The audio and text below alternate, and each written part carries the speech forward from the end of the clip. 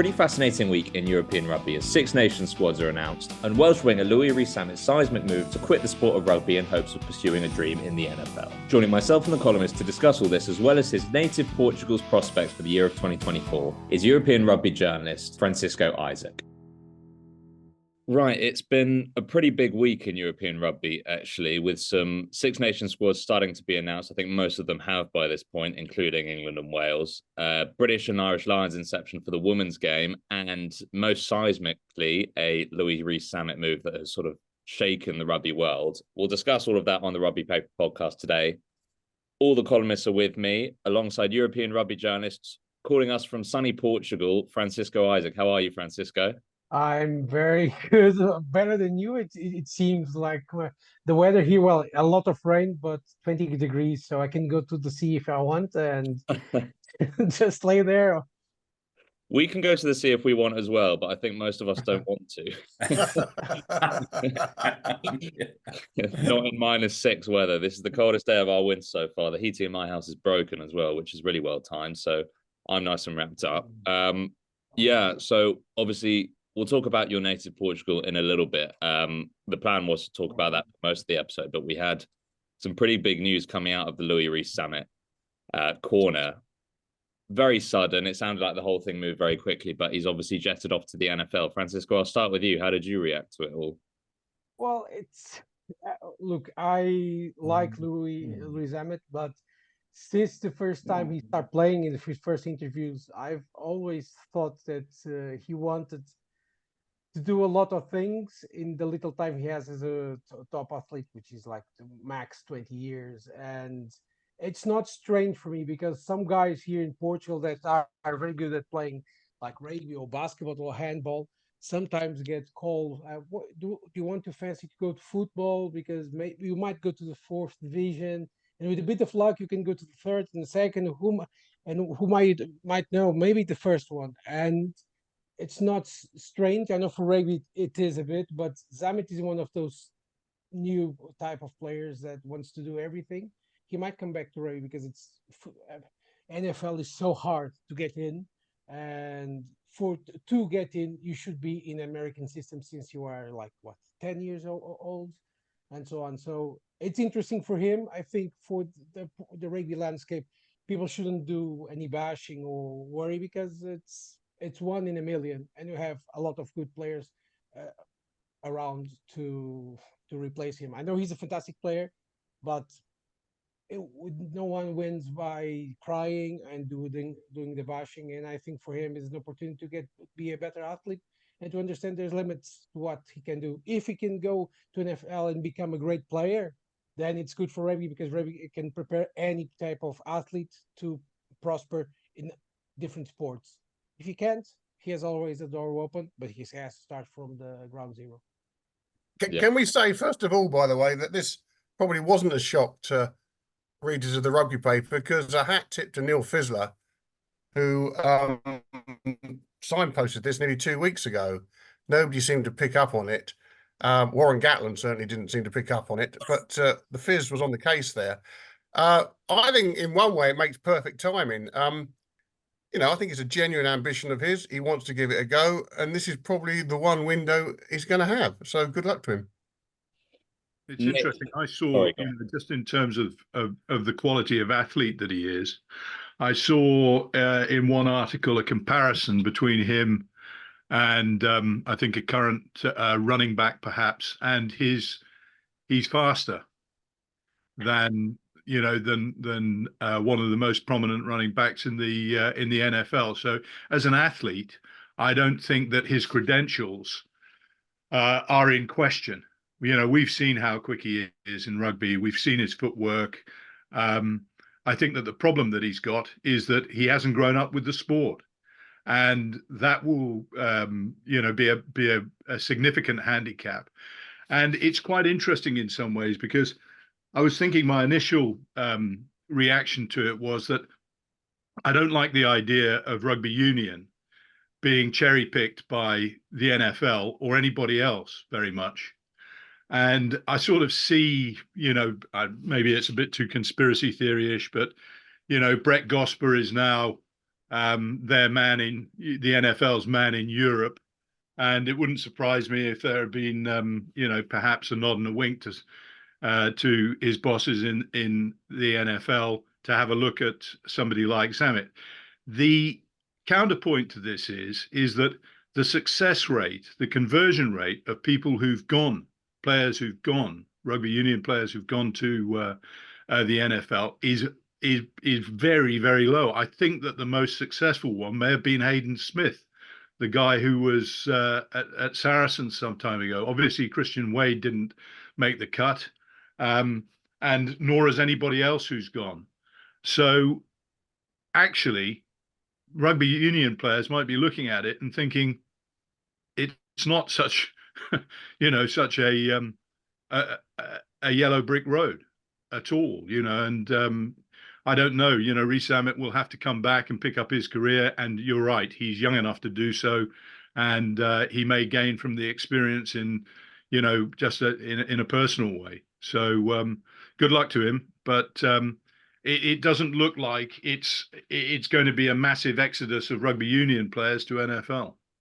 No, I think the interesting thing is, obviously, you mentioned Christian Wade there, and obviously he came on the podcast and he sort of said what a lonely road, difficult road it was. And he spoke about it as if he didn't succeed with the Buffalo Bills. And that is the genuine narrative, or the general narrative, rather. He also, despite the fact that he never made an in-season appearance for them, he was earning $500,000 a year. So even the road, and to say that Rees-Zammit is going to fulfill his NFL dream, yes, but obviously he's also going because it is incredibly, incredibly lucrative. We speak about rugby successes. There's an NRL player called Jordan Mailata, I think his name is, and he's an enormous guy, plays a different position to what Rees-Zammit would. I think he's 166 kilos. He's on a $50 million contract, and he did make it. So to show the sort of two ends of the spectrum, obviously to put Christian Wade right at the bottom isn't fair, because he did make Buffalo Bills squad. But whether you make it or not, it does seem like it's incredibly, incredibly lucrative. So I don't know. It'll be interesting to see. One of the narratives is, obviously, Brendan, you spoke about the timing, but is this a kick in the face, so to speak, to the British and Irish Lions, Chewy, do you think? No. I mean, just to pick up Nick's point about Hayden Smith, of course, Hayden Smith was an American Australian. He was Australian, was he? Yeah, Aussie. Yeah, cut that bit out. No, sorry. I thought he sort of grown up with the sport more than others, but clearly not. Did he play? He didn't play for the Wallabies, did he? No, I don't think he did. No, I don't think he did. No. Okay. I reckon there's one bloke who has not made it. He got starts in the NFL. And that's a Kenyan guy called Daniel Adongo, who played for Kenya and Natal Sharks, and he played for Indianapolis. And I reckon he's the only absolute pure rugby convert who has started proper games in the NFL not as a non-kicker. I don't think it's a kick in the teeth for rugby at all. I mean, if he doesn't make it, if somebody like Rees-Zammit with his natural gifts and he does have extraordinary pace doesn't make it, then clearly there aren't too many out there who have the right ingredients. Look, he's 22. Give the guy a break. I mean, it's I don't know what advice he's taken. I don't know who he's been speaking to. I don't know what green lights or amber lights he's had in terms of making this decision. There has been a fair bit of anecdotal evidence that the Kingsholm crowd sort of have fallen out of love with him a little bit, that they think he's been a bit distracted and what have you. And if you're playing in front of the shed, then that's the last thing you need, because they really do throw their weight behind what they would call proper honest toilers. And if Rees-Zammit's got on the wrong side of the limit, it may have been a little bit uncomfortable for him up there. I don't know. That's purely anecdotal stuff from a couple of Gloucester supporters I know. If he has been distracted, we now know what's been distracting him, I guess. But he's, at 22, if he's got a bit of a dream, his dad, as I understand it, is a big American football follower. If this has been lurking around in the back of his mind for a while, then there is no better time for him to try and do this. And if he succeeds, fantastic for him. If he comes back to rugby, he may be sort of old. He'll certainly be older by definition. He may be a bit wiser. He may be a bit more of a rounded sportsman for his experience there. But it does depress me that there have been quite a few negative comments and assumptions of failure and all this kind of thing, and a little bit of sort of almost glorying in the prospective failure to win the big bucks over there from some quite high profile people, and that disappoints me slightly. It's not I don't think it's a kick in the teeth for rugby at all. I think it's just a great move, a great opportunity for him, and if he makes the most of it, then I, for one, will take my hat off to him. Francisco, what do you make of the sort of, I don't know how your NFL or American football knowledge is. It's probably better than mine. I have a passing knowledge. I think listeners who do know it will probably be able to tell that already. But by all accounts, Rees-Zammit's position would be a wide receiver. And you mentioned already that American football players, they grow up around the game, age 10. Christian Wade, when he came on, said that the training days were 7 a.m. to 9 p.m. and it was spent studying the game when you weren't out there training. Obviously, wide receiver is an incredibly competitive player pool because it's players who are fast, agile, good on their feet, powerful, but also have the knowledge that Rees-Zammit doesn't. Where are the sort of signs of encouragement there for someone who obviously has raw pace, has raw power, but doesn't necessarily have the inside knowledge of the game? Look, my knowledge of the NFL nowadays is little. Once upon a time, I followed a lot of the Patriots, the Packers, and so on. But from the standards I remember when Wade went to the Bills, he was faster than Zammit was at the time, if we compare the ages, and he didn't make out of the training squads in the Bills. So, and the NFL since then has changed.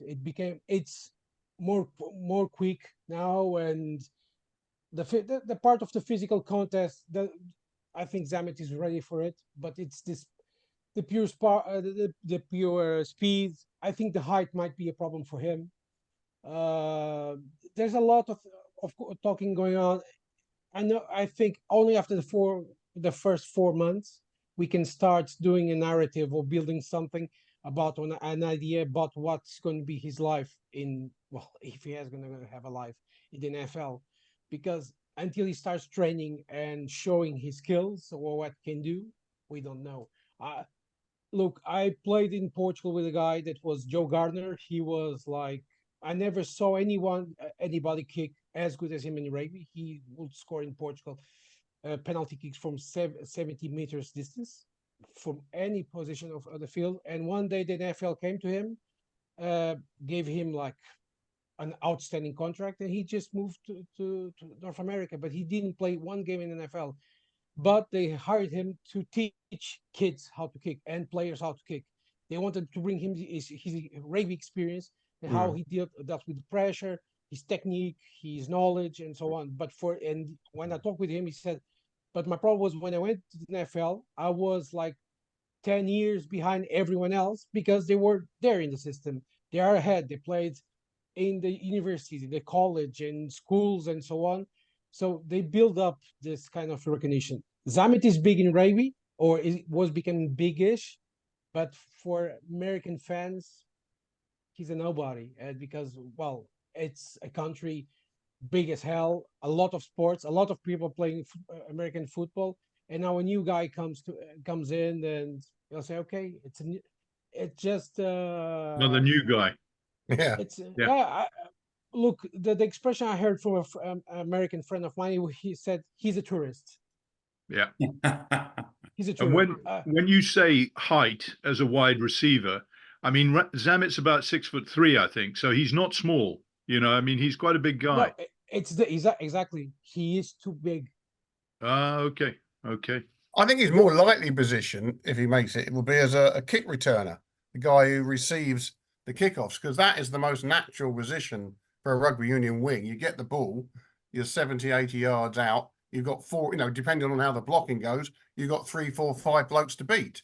So I think that is more, whereas the wide receiver is quite a technical position. You've got to be plugged into exactly what your team and colleagues are doing, and that will take more experience. So we'll see. I mean, we'll see in the next couple of months how it works out. Well, as referees don't blow up for forward passes anymore, every rugby wing's a wide There's receiver definitely a lot already. of future out there, yeah. I'll tell you what, though. I mean, we laugh about it, but it is unbelievable. The stuff that's going on is just unbelievable. You'd say that, almost 25% of passes of tries are scored off forward passes. They're flat. They're all flat passes, Nick. All flat. Yeah. Yeah, backwards out the hands. Backwards out the hands. Yeah. What does that The biggest mean? lie in sporting history. How have we ever allowed refs and then World Rugby to con people about this? It's a complete lie. On a long floated pass, there is. I mean, it's physics, isn't it? I mean, there is a drift. So but you can still aim it backwards to negate the drift. But it's the little contact passes which travel 18 inches. Yeah. And they're trying to apply the same laws of physics to something that's gone 18 inches to something that's gone 20 yards floated over the top. It's complete nonsense. And as well, I mean, as sure as eggs is eggs, they're being coached to do it. Oh, of course, yeah. You're watching warm up. You don't see a legal pass in the warm ups. Of course. Anyway, we got diverted. But it doesn't really particularly bad weekend for it. It doesn't really matter because most English centres don't pass backwards or forwards. They just crash it up and get a yard over the gain line. Yeah, I'm sorry, I'm back on Manu Tuilangi. Chris, I heard you're gutted that he's injured for the start of the Six Nations. Yeah, I'm speechless with disappointment. This is another of your vendettas. Yeah. We get Chris Hewett saying he's speechless on a T-shirt, please. Doesn't work on a podcast, though, does it? No, it doesn't. It doesn't. We just got confused listeners. Just to sort of return to the course a little bit, I just had one more question on Rees-Zammit before we move on.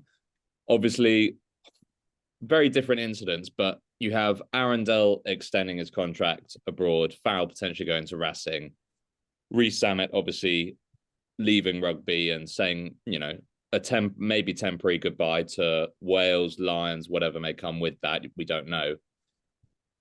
Are we treating these, I'll go to Brendan, are we treating these as separate incidents, or is there a little bit of a correlation between international rugby, between World Cup cycles, not necessarily being a pinnacle? No, that's what it is. 3 months after World Cup is when I think you're going to get these sort of moves, because of the safety net of if it doesn't work, you can get back and still get back into World Cup connection. Or you've got somebody who's reached that World Cup mentally, they're not quite retired, but they think that might be it in terms of international career and now with rugby union. So now what can I do? Where do I want to play? Where can I earn more money? Where do I want to live? So I think it's a pretty natural thing. I wouldn't be too alarmed by it. And they're all in fact, they're very different case studies. So no reason for alarm, but it happens after World Cups. Yeah, and also, don't you think that the world is just changing? I mean, it's a real. I mean, not just in rugby. I mean, England's best football player has never played for an English club, has he? Or not in the Premier League. Bellingham. Oh, Jude Bellingham, yeah, he started Birmingham, didn't he? Yeah. The cricket guys are doing what they do now. Japan's going to be an ever bigger pull because you can almost smell the money piling into the Japanese top league, and it's that the ship has sailed. I don't think that you can close your borders, so to speak, to use the phrase of the week. I think it's very, very difficult now because players are going to pretty much look after themselves, and if the pay differentials are big enough, then they're going to follow the money. Well, speaking of England football players, Harry Kane has said he'd love to play in the NFL. Don't know if anyone had heard that. Francesco, could Cristiano Ronaldo make the switch? His body's young enough. Oh, God, no, please, no. No. Look, if Harry Kane is so desperate to win a title, go play darts or something, but or snooker, you might have a chance. Because, look, I write about football and everyone is like laughing, but never see laughing with the possibility of Bayern Munich not winning the Bundesliga this year. which will be horrible for Kane. To go to a new club that supposedly wins every year the league, and in his first year he doesn't win it. The Kane curse. It's well, you started with the Kane curse, so but Ronaldo going to the NFL, please no, let he finish his tenure in football, and that's it. I think Ronaldo should go. I think Ronaldo should go to the NFL. Here's a man who needs to maximize his earnings while the going's good. Exactly, it's completely pointless at the moment. It's a short career. You know, you have to earn your money somewhere. You've got a family to look after, to be fair, and I'm not sure he's set to do that yet, Cristiano.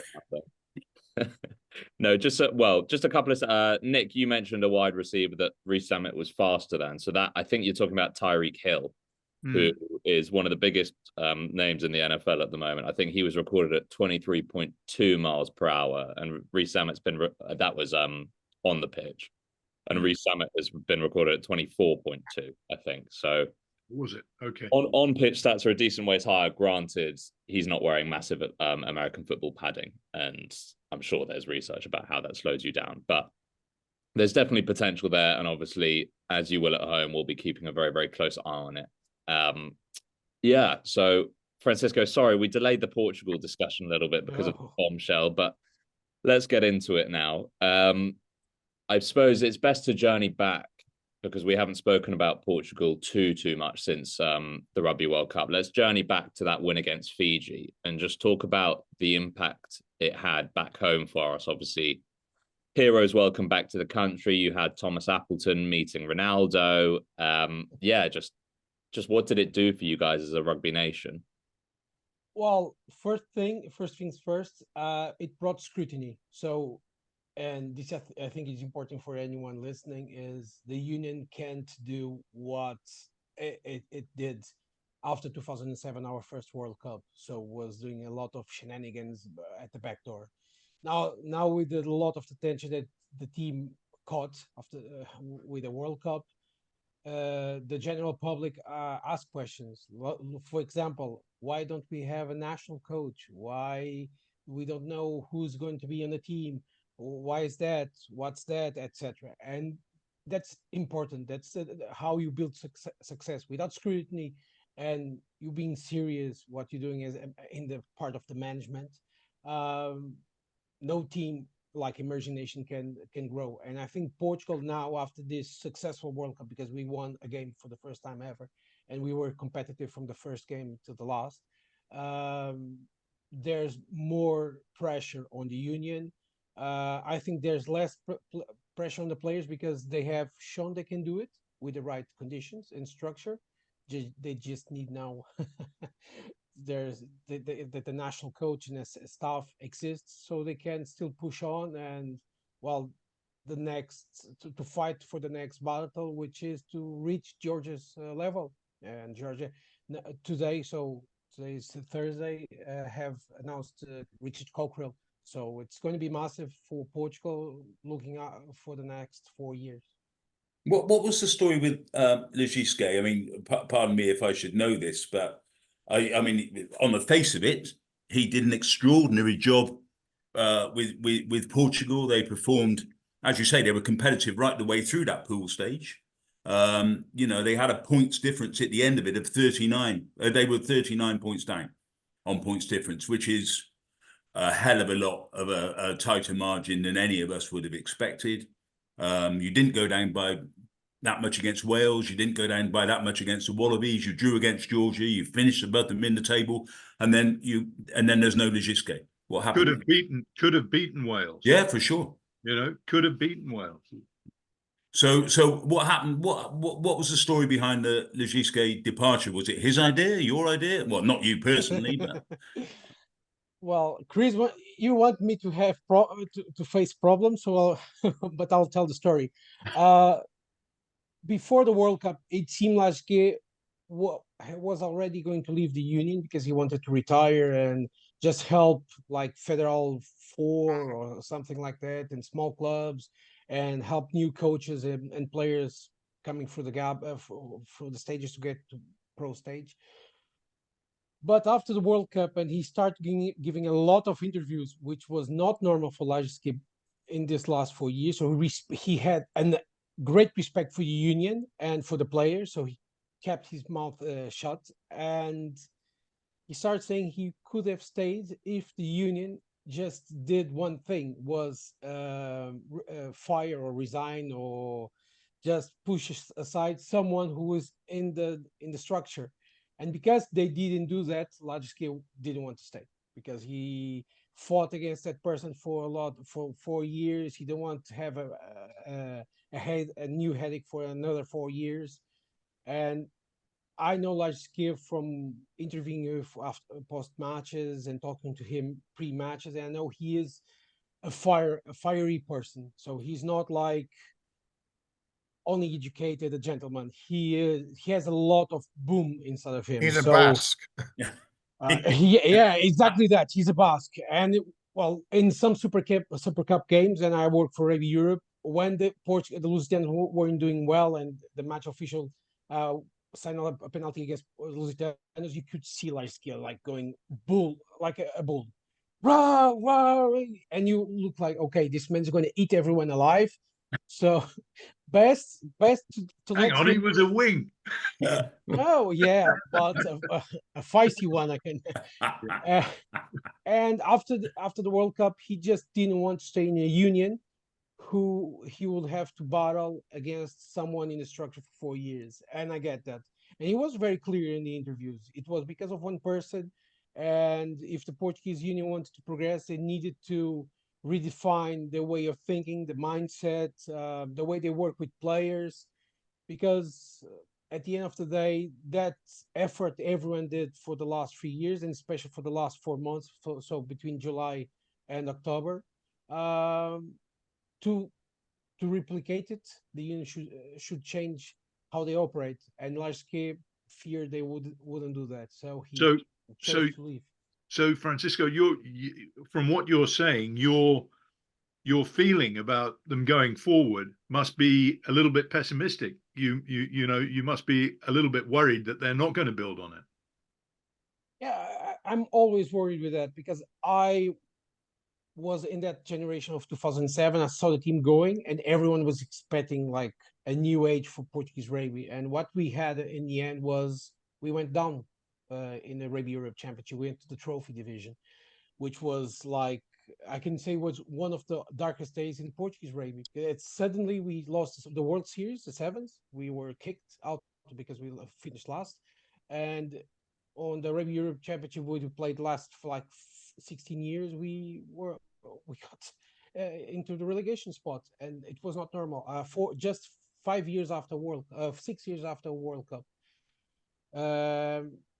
It was massive, and of course everyone is afraid of it. I think it won't happen at the same degree of damage, because we have a lot of great players now. We don't just have 4 or 5 playing in the Pro D2 or in the Nacional. We have like almost 50 players playing between the top 14 and the Nacional one. So there's players, there's good stuff. The problem now is how serious once the union wants to take this. And Lajski's interviews and being so vocal of what is wrong with the union, I think it's important, because it took the union had to take that meeting and start to change a bit, even if it's just to fool some people. They have to change, because investors and sponsors won't give only the money because the team went to the World Cup. They want to see a project, a plan. So what Portuguese rugby want to do, I know this because I talked with one of the a possible future top sponsor. They said, we want to know what they want to do for the next 15 years. So not only 4 years. We want to know where they want to go, what they want to do, what they want to do with the men's and the women's teams, etc. And so right now, and you see the new staff, we don't have a national coach. Daniel Orcad came in as a consultant with Esteban Menezes, who coached Uruguay in the World Cup, and Rodolfo Bros, who coached Brazil. And that was due because World Rugby was seeing that the union had no idea what we were doing, and they almost forced them in to help the union until they picked someone from a list that World Rugby said, okay, here's the list. Now we're going to pick someone from that list and choose the next head of coach, because we can't lose Portugal the same way we did in 2007. And I think it can be at some times dreadful, but I think with a bit more attention from everyone, especially from people from the tier one sides, Portugal is changing a bit. Have you got a view, Francis? This wouldn't be the first instance, would it, of a national union not keeping pace with in terms of its ideas and attitudes, not keeping pace with the top strata or with the professional strata or semi-professional strata, the top strata of players and coaches in the country. I mean, I think, Nick, you probably agree that Argentina went through a big spell of this, didn't it? Yeah, they did. But I think that their situation wasn't helped because they co-opted Graham Henry at one stage, and he sort of took a different view to scrummaging, to the traditional Argentine view. Yeah. And their great scrummaging tradition was watered down until they're just also rans in that regard now.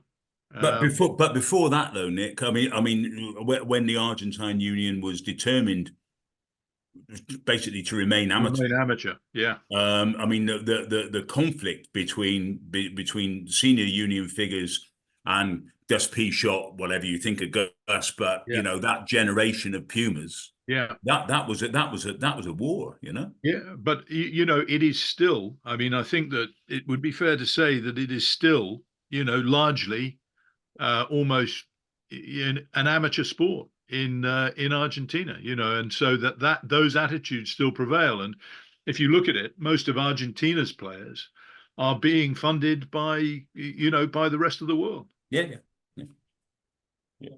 Francisco, as we've got you here, a couple of questions from me.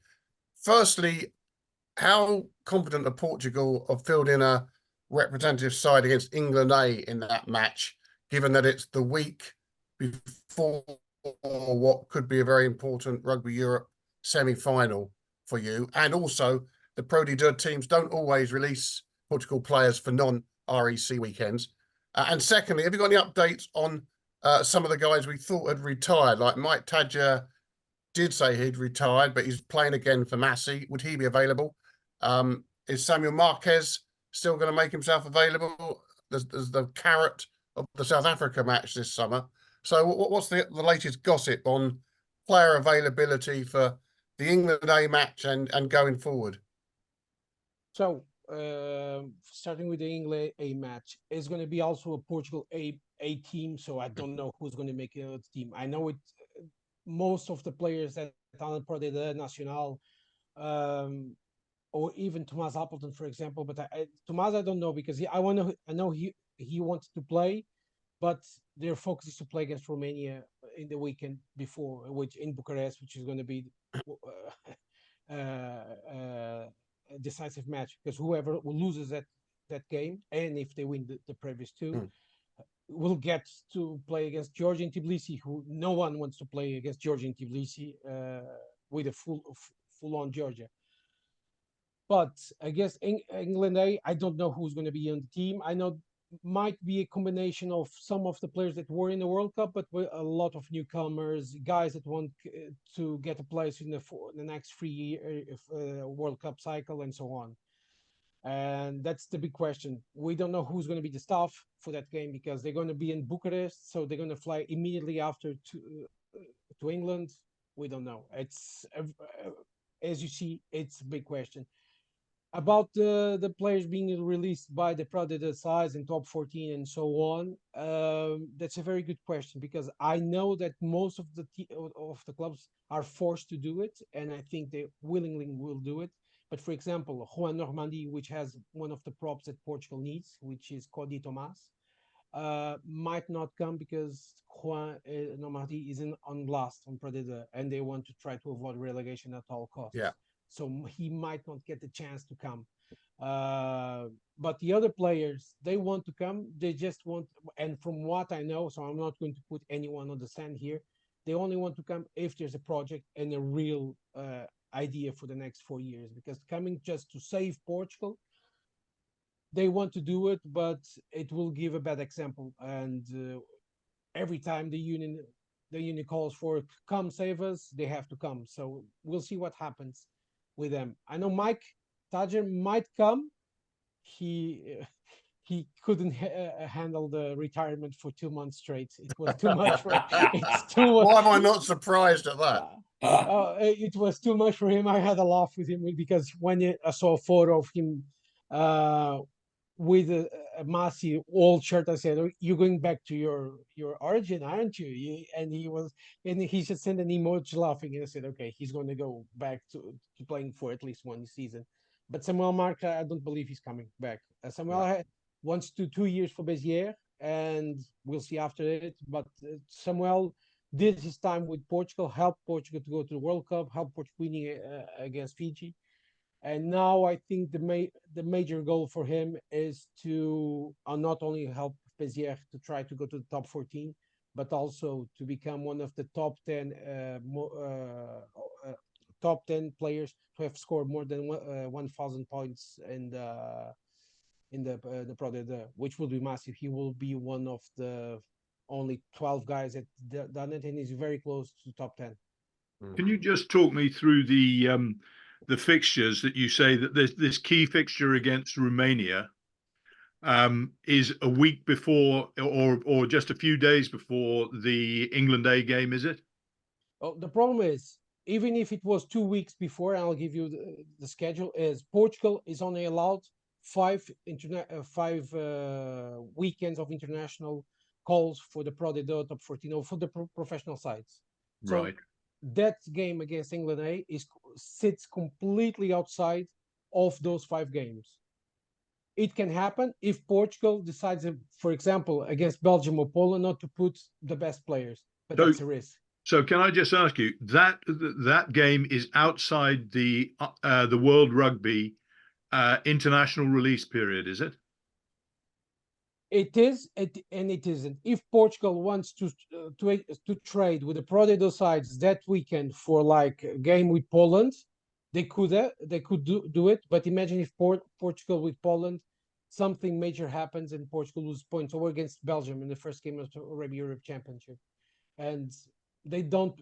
Well, for me, and for much I like England and the tier 1 sides, our main focus must be the Rugby Europe Championship. It's of course. When is the game, if they beat Romania, when is the game against Georgia? The game against Georgia, if Portugal loses to Romania, they get to play Georgia, because I don't think Georgia this season is going to lose against Spain or Netherlands. Okay. In the future, let's see what happens. But it's only in March. But the game against Romania-Portugal is on the 17th of February. So it's really quite interesting in some ways, because we talk about the importance of teams like Portugal getting enough international exposure, and yet at the same time we've got this issue where obviously the Portuguese players are earning their living playing for either top 14 or Pro D2 clubs, and it is a conflict of interests of significant proportion. For Portugal, after this World Cup, to beat, I mean, the highest profile game that they'll have, perhaps outside, if they do play Georgia, would definitely be England A. If they were to beat England A with a strong side, it would rattle cages. It would send a real message that Portugal are picking up and going to go on. So, there are definitely issues around this, aren't there? There are issues. Look, if our only big fixture this year would be England A, I'll be full on board with you in that. But we have the Springboks in the summer. Also, then I think maybe Italy and Tonga, and it's going to be the top, and later on. So the problem is for now, Portugal, there's a lot of fixtures. We don't know we don't have like assigned stuff. It's just borrowed from World Rugby. And we don't know who's the team, who retired, who's still in the project, nothing. And for a nation like Portugal, it's complicated. Look, look to Georgia. Cockerell took almost 2 months to be announced by the union, but I get why they do that, because they were deciding with the next 10 years. Even if Richard Cockerell only stays only 4 years, they want to know what is the next stages for them. So they did try to accelerate things. They don't try to speed up the process. They wanted to know who's going to be the players from the U20s who are going to come to the seniors, who's playing the top 14, probably in the Premiership, wherever they are, etc. So that's a way to do it. Romania is trying to get their bearings again with David Gerrard and the great stuff they have also. And for Portugal, it's completely the opposite. We have the players, so the manpower, but the rest is failing at the moment. So we can have games against England, Ireland, South Africa, New Zealand, etc. If we don't have what is like a main platform, like steady platform for the players to hold on, it doesn't matter how many fixtures you have. And that platform just isn't there at the moment, by the sounds of things. For me, it is. I know we have now Orcad helping outside of it because how they way and the way everyone announced it, and I announced him as the caretaker coach because it for me is what it seems. But it's not the guy who's going to hold the team for 4 years, just for a couple of months. That doesn't work for a professional player. And for the Pro D2 sides that work like the Premiership teams, when you go to them and ask, okay, the player has to be released for this game against England A, and you say, okay, for what reason? Who's the head coach? And you don't have a head coach like Lajski, because Lajski talked a lot with the clubs in France. Yeah, that was his great attribute. No, yeah, and I know he's seated with the clubs, explain we need this guy for this weekend. Next weekend we don't need him, so he can get back to the team after the game, so he can play for your club and etc. At the moment, we don't have that. That French connection is crucial. Important. It's crucial at the moment. It's crucial. Yeah. And for now, at the moment, imagine if we win against England A, but we lose against Romania, Spain, South Africa by 100 points, Tonga by 40 points, and against Italy 50 points. Yeah. What have we won from that match? No. Sure. No, I mean when I said that England A game, just in terms of publicity, and obviously going forward, those other games are all extremely important. Italy and South Africa are huge games for Portugal, you know. Yeah, it sounds as if you probably need a very well-connected new French coach. Bernard Laporte's your man. he's got connections all over the place. No, merci beaucoup, mais non. For much respect I have for Bernard Laporte. The man I wanted in was Patrice Lajske, and after it, the guy they picked was Sébastien Bertrand, that everyone didn't know who was a man, but he was very well connected in France with a lot of clubs, with a lot of people. He had already a list of 25 espoir players that were coming to the top 14 sides that could play for Portugal. And he was fired 2 weeks after it because, well, I'm not going to announce it, but it wasn't for the reasons that the union says. And he chose to be a gentleman and said, okay, let the union say their story. I will hold until the end of my life with mine. But and that's a problem. For Portugal after the World Cup, we had the world, everyone watching us. And after 1 month, we fired the new coach. Lajski starting to give interviews with all the stories of the last 4 years. And you can see that players were worried. The Lusitanos franchise didn't do well this season. And I had a lot of calls and messages asking, why isn't Duarte Nis, David Costa, and other players that were in the World Cup playing for the team? And I couldn't answer it. I know they didn't play because they were tired and they want a project from the union, and the union didn't present to them. So at the moment now, they must have to show a project to the players so they can give their bodies to the national team, because playing against Belgium and Poland nowadays is, even if Portugal wins by 80 points, it hurts. Belgium and Poland hurt playing, like in the scrums and tackling. Against Romania, the new Romania is going to be very complicated. Spain is already growing back. Georgia is what is every time, and even Netherlands are showing signs that it can go big in the next 10 years. So Portugal can just sit on the merits of having 40 players playing abroad, because at the end of the day, it won't save them at the long term. And I'll give you an example. Thomas Appleton, which is for me one of the best players in the team, after the World Cup, he should have rested, but he continued to play. It was his decision, but you could see he was not the same player. And I've told him this. I think they should have rested because there are not pro players in Portugal. They see me pro at best. But like guys from Appleton, the rest of the majority of players in Portugal are amateur, and no resting. And now with the Rugby Europe Championship and a travel to Africa, which is never simple, it's going to be hectic. Everyone wants to talk to them, to see them. They have to do trainings, they have to do sessions, and so on, and play against Springboks, which is not going to be fun, because the Springboks don't know how to have fun. They just know how to win, and big. I don't know. It's up to them, because I look at I've been writing about Georgia and Romania for the past 2 weeks, and I can see they are trying to think professionally. At least the staff tries to think professionally. We have to do this. Year 0, year 1, year 2, year 3, 4.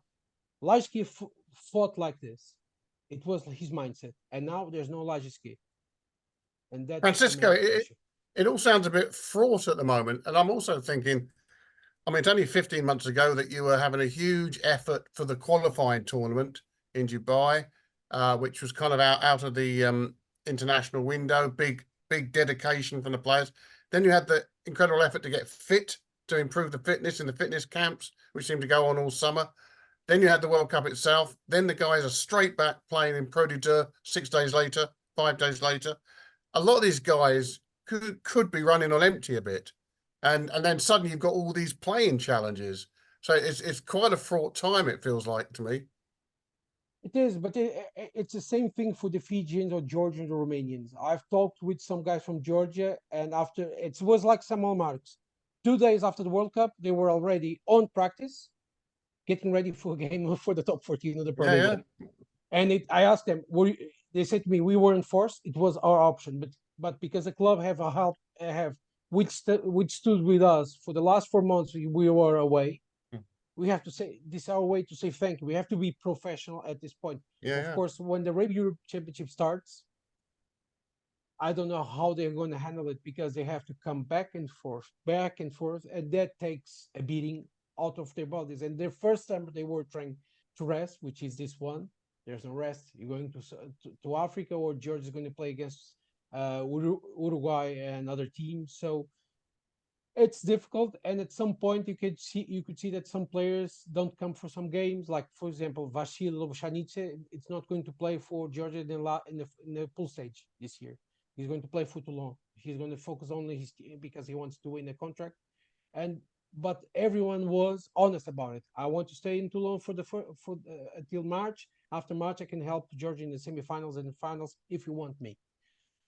But I've known the history in Portugal, and every time a player does this, some people spin it, the story, and say, this player is ungrateful for his country. He doesn't want to play for us. He must be scrapped. And I've seen this happen in the past. And it happened with players like Mike Tadger and Samuel Marks. And that tells the reason why for a long time they didn't play for Portugal, because the way they were treated. And that's a problem with Portuguese rugby, or some of the unions, is the way they treat players, because they don't think them as their money-making thing. They only look to them as like expendable. So after it, we can change another player, and he'll do the same. It's never the same. How did you guys react to? I think I might know the answer to this question, but I'll ask it anyway. How did you guys react to the sort of reshaping of the international calendar and the what we used to call in trade union circles in this country the closed shop, which is pretty closed anyway, and now it's really closed and slammed and locked tight. I mean, there's no access for any non-tier 1 nation into any tier 1 tournaments for forever, as far as I can see. Well, until it stops making money. After it stops making money, we must create another bonkers idea about it. You want to start fires? Let's start fires. I think most of the players didn't understand what was going to happen when the decision was made. After 2 months, they start to understand that after 2026, the chance to play against England, Wales, or South Africa is going to narrow to 0.1%. And that got the players worried, because if we don't play major games, or we only play the rec and then play teams like us, after some years nobody is going to watch us or follow us, and etc. And that tells the story of rugby for me, because people should watch these teams, even if it is a Portugal, Uruguay, Portugal, Fiji, Romania, Fiji, whatever. But the sport has a problem in its core, and I think the only way to change that problem was to play England once a year, even if Portugal took a beating of 60 points one year, and next year we lose by just 40, whatever. It happens. It's part of sport to lose, to learn, and to do better next time. And I think people like me who understood the proposition took it badly. Players only after some time understood it, like guys like Storti or Madeira or Nicolas Martins, because they're youngest, so they're gonna have to endure a long time without playing against a top side. Guys like Mike Tajer and Samuel Marks, their time is almost over for the national team. So yeah. But the people who make this decision, Francisco, are the very people who expect you to rock up at the next World Cup and play the house down again. Chris, look, after when the voting came out and we saw that Georgia voted in favor of the World League, I knew it before it, and everyone was shocked. How could Georgia do this? And like 1 month after it, one of the CEOs explained that, well, because we can't change how the world works. So they talked with us. They're going to give some games for our U18 and U20 team, and maybe our union franchise might play in a higher competition, etc. I think the unions, the T2 unions, are not a group, and that's a problem.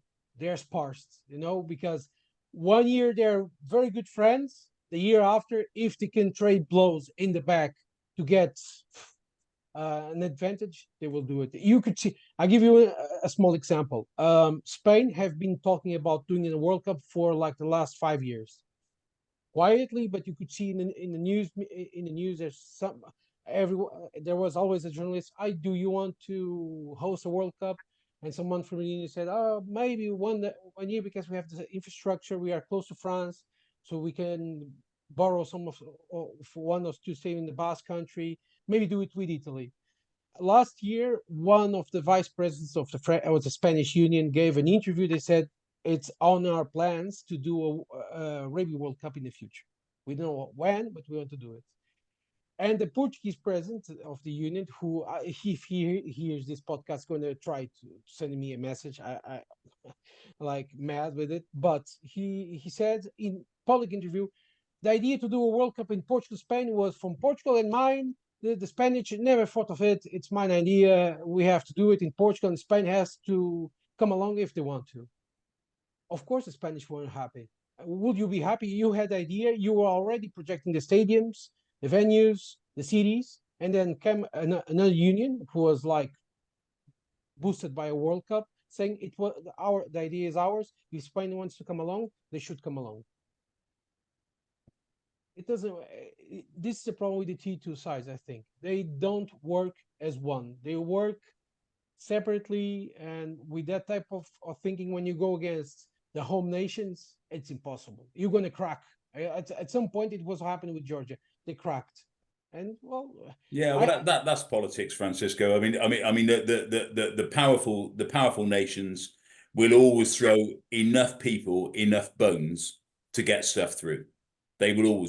I mean, that happens in every walk of life, I guess. It's just depressing to see it in a game you love, and you sort of think, well, hey, where are these guys going to go? They've been fantastic at this World Cup. They've played miles above expectations. They've achieved this, that, and something else. And They've captured imaginations. They've captured spirit, oh, ambition, everything. I mean, it's a stunning. I mean, let's be fair. The Portuguese performance at the World Cup was stunning. Mm. I mean, to come out of a group of Wales, Australia, Fiji, and Georgia with a points difference of -39, a draw and a win, and not finish bottom of that pool was a staggering effort. And to play some of the most attractive, easy on the eye rugby of the entire tournament. I mean, some of the best tries of the entire tournament. They had a number 10 for a start. Where's he going to be playing in the near future? I mean, he wants to stay in Portugal. This is one of you have some players that have had opportunity to go to England and to France. I can say to this, I can tell you this, and they refuse. They want to stay in Portugal because they have a good job. They're married already. Jerónimo is very young, but already married and with kids. So very old-fashioned guy, and he doesn't want to leave Portugal. And I know that a team from top 14 asked him, "Hey, you want to come in and to do some tests because I think you're going to do well here." And he said, "Okay, no, thank you. I don't want to." And how about our favourite little fullback, Guedes, Sousa Guedes? Is he still injured? No, he's playing already. He played for the Lusitanos starting November.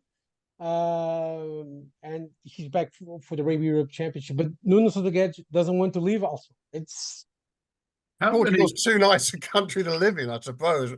Yeah, which begs the question: the Lusitanos, what are their how many of the national side actually play for them at the moment, and what are their prospects? I mean, if Portugal are going to be blocked one way or the other, along with other tier 2 nations in terms of aspiration and ambition for the moment, there may be another route, which is obviously through European cup competitions and so on and so forth. Where do they sit at the moment? Well, that's one of the things that I applaud from the current administration in Portuguese Rugby is I know they want to try to reshape the Lusitanos to be a full-on franchise that can not only promote players to play at a better level, but to give them a career. For that, we need a competition. We have the Rugby Europe Super Cup, but the unions didn't treat it very well, so we don't know what its future. Of course, the dream is to play in a league like the United Rugby Championship. I know the Black Lion what it did with the Scarlets, and against Castres they lost by 22 points, but it showed promise. So everyone now is thinking, okay, maybe these national franchise from these T2 countries might deserve a shot because they might have what it's needed. Of course, they need investment to have it. So you have your local league playing into the franchise effectively. Yeah, it was a problem this was a discussion for like 2 long decades because the clubs were fearful of having a union franchise to play some fixtures during the year that was not Portugal, because they thought, okay, this could steal our players. The players could change teams to another team, and then we will suffer the consequences. But the Lusitanos did well in the first 2 seasons. This one after the World Cup was a bad one. They finished in 5th. But for example, in the World Cup, we had like 16 players came from the Lusitanos, Portugal, and the other 17 were playing in France. It worked because of how Patrice Lasquet, Luís Pissarra, and João Mirra with Olivier Rieg worked as a staff for the team. So I know they practiced very early in the morning. They went to do their jobs, came back at lunchtime for gym, and in the afternoon a new session. And they worked, and it worked fine because they had a goal to go to the next World Cup, and they did with that luck that Spain placed an eligible player in 2 games against Netherlands, and they had that tiny bit of luck to then go to the World Cup. And now it's a matter to know if the Super Cup continues, because if it doesn't, what you do with the Lusitanos? You don't have a league to place them in, and if we want to play in a league like URC, we need at least 4 million to support traveling expenses, lodging, foods, and of course payment for the players and for the staff. So that's but if they play in a league like in URC, I think they're going to get investment because it's a T1 competition. It's not only T2 tournament. But that's a major question. For now, it's the future. It's the main problem with the T2 side, that you don't know the future. Yeah, I mean, the Black Lions side, you're quite right. And so, I mean, they've done very well in the Challenge Cup. They almost beat Gloucester in the first round. I think they lost by a point. Then they gave the Scarlets a bit of a toweling. They went to Castor and lost. Well, that's easy. That's easily done in any kind of competitive tournament. But they're only in the tournament because 3 English clubs went pop. I mean, they were invited in to make up the numbers. It's not part of a grand plan. No, it's not. It's not part of a plan, grand or otherwise. No. But it worked, and look, I've said this a lot. As if I have been a rugby fan as long as I've been in a football one, and football has something that rugby doesn't. Football looks to every continent and every nation as a new market to explore. Yeah. So, there's no fear, and I've written a tweet about how many games Cristiano Ronaldo played against, let's say, smaller nations football-wise. And he played against Finland, Albania, Armenia, Zambia, Angola, etc. So, and how many times did Johnny Sexton play against Portugal in his career? 0. And if the teams come to Portugal, to Spain, to Georgia, the market is going to overflow.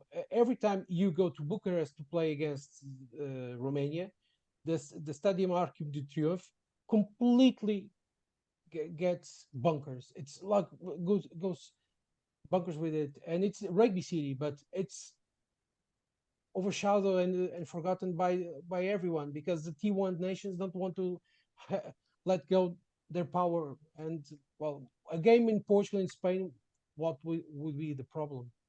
I couldn't agree with you more. I mean, if you went to any of the RFU top brass at Twickenham now and said, Portugal were pretty damn good at the World Cup. They played some really attractive rugby. They call a lot of the rugby imagination. Why aren't we playing them? Well, they wouldn't sell out Twickenham. Okay, well, play it somewhere else then. Play it at Ashton Gate. I mean, I know there are player release difficulties. I mean, these. I mean, look, if it was simple, it would be being done probably, or it'd be a lot closer to being done. But I simply don't think in the Tier 1 nations the protectionism is extraordinary. The level of protectionism is absolutely off the scale. I give you an example. The Portuguese handball team between the early 2000s and 2015 was 14 was poor, very poor. We were playing badly. The national team didn't go to World Cups or European competitions. And after some time, the union started to a plan to let's go restart the project, everything from zero. And it did. The team started. I remember going to see games in Portugal versus Greece. No one was on the stadium. No one, like 10 people, 20. After 2 years, 200. After 2 years, 5,000. And after 2 years, I couldn't get tickets because it was completely overbooked, and everybody had already booked place. And now Portugal is doing well in World Cups and European competitions. My father, who never played handball in his life and only played rugby and a bit of field hockey, called me. "Do you see Portugal beat Norway yesterday? What a game it was!" My father never played handball, never saw handball in his life. But because Portugal is doing well, it's always on the news, the handball team, it changed. And the problem with the Portuguese rugby is between September and December, there was a lot of rugby on the TVs. A lot, I can say to you. Not only Portugal, England, Wales, which is not normal for Portuguese sports culture. Normally we are football, and football. That's up to it. But you had on the second channel some games, old games between Wales and England from the 5 nations. Really? They were, yeah, they were. Yeah, because they were remembering, because it was a time the public television broadcasted Five Nation games, and we had a Portuguese commentator that loved it and did awesome commentary to it. And they were showing also clips from the Lobos and clips from Fiji and other teams and etc. And now, if Portugal doesn't do well for the next 2 years, the attention we're going to drop, and Yeah. you and that's the main problem with Portugal. The Georgia doesn't have that problem because rugby is a national sport. I've talked with Becca Gorgadze and Lasha Jayani, and they've told me since we are kids, or it's basketball or rugby. And some kids are like this, waiting for a coach to come to them. You want to play rugby? Come to my team, and you bring. And the difference is in Portugal that doesn't happen because we are a football nation, and after football there's handball, basketball. We now have a Portuguese player playing in NBA, so it makes massive difference because every little kid wants to go to the NBA now. But of course, of the World Cup, I know a lot of sons of friends of mine want to play rugby because they saw the Portuguese team winning and playing. It was amazing, etc. But if Portugal doesn't play high noticed games or doesn't do well, of course, no one was going to play a sport that doesn't do well. So will the game against Romania, for example, will that be televised live? Yes. Yeah. Yes. Okay. Yeah. The Rugby Europe Championship is the rights are bought and broadcasted by Sport TV, which is a closed channel, sports channel in Portugal. But the public television also broadcasts the Portuguese games, so it's good. And people go to the stadium and watch it. It's quite good. You obviously write about football as much as you write about rugby. You mentioned that Spain and Portugal, their rugby federations don't exactly collaborate and they're not particularly on the same page. What differences do you notice between the Portugal and Spain equivalents for football? Obviously, difference is Portugal and Spain are very much tier one nations for football, and they're absolute powerhouses in the European and global game, where in rugby that's not the case. There was a time that we hated much more than we hate now, because as Ronaldo is not playing anymore in Spain, and there's now that war between Barcelona and Ronaldo, because Messi Argentinian, but the Spanish adopted him as his son. So it's like it was always like Portugal against Spain every time Ronaldo faced Messi, or Ronaldo is 33 goals. Oh, Messi scored now 34. He's always winning. It's something like that. But there's a rivalry, but it's not that much nowadays because as football is so big, I'm not saying it's as the league is as big as the Spanish one, but because teams did well in European competitions, we have been in the World Cups, etc. There's not that much of a rivalry. It is a rivalry, but it's not like die-hard rivalry to a point that we don't talk. It's just struck me, Francisco. I've had a blinding flash of inspiration. You guys are looking at looking for a coach in rugby, and Jose Mourinho's looking for a job. No, I want Jose Mourinho to go to the Portuguese national job, football, not rugby, because I love Jose Mourinho. I'm very big fan. I went to a Roma game to watch the team play, but for rugby, no. After 1 month, I think the players will try to kill him, and with the tackle, they might do it. So. Yeah, well, I would pay a month's wages to see Jose Mourinho in a scrum. Ooh, in the scrum, I don't know, but at the back of the scrum as a scrum half, I would pay good money to see Jose Mourinho as a scrum half. Because with his shouting and so on, it will be very incredible. But look, a good example and a contrast is Portugal and Spain are trying to do a World Cup in football, which they're going to do. They just don't know if they're going to do with Morocco or Ukraine. Well, we are going to do it, but the first games are going to be hosted in South America. It's completely crazy idea, but okay. But Portugal and Spain are doing a World Cup. We have the venues, everything sorted. Rugby, we can't even do a project together. Maybe they're doing in the backdrop. I hope they're doing it.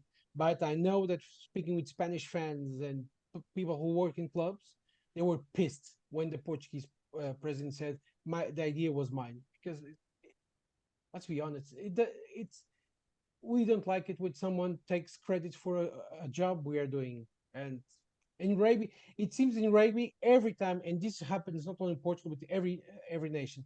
Every time there's someone doing something special, someone comes and say the idea was mine.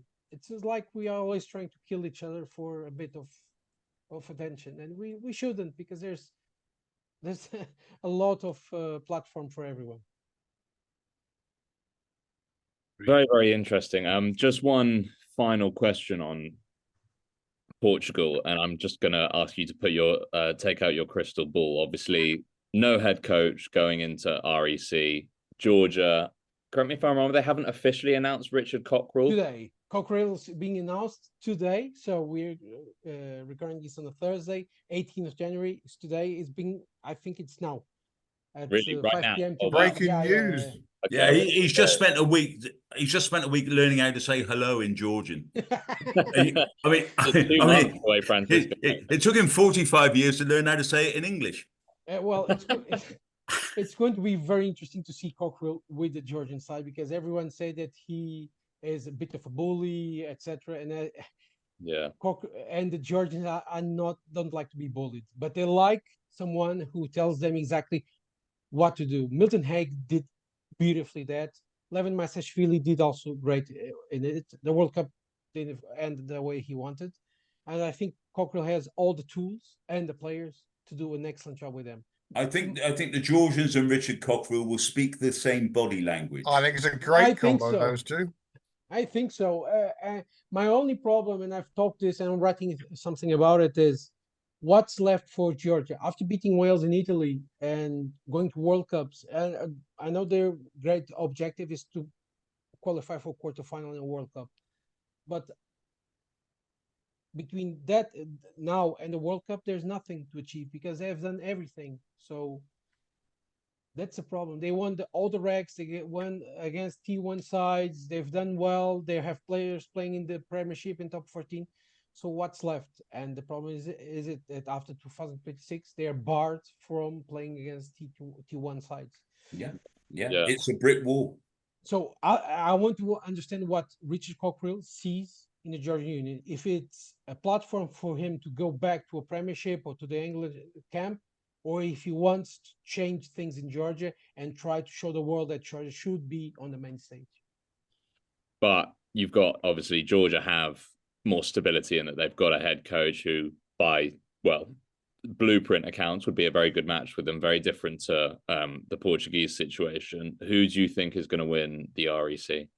Oh, that's easy. Georgia's going to win it. Okay.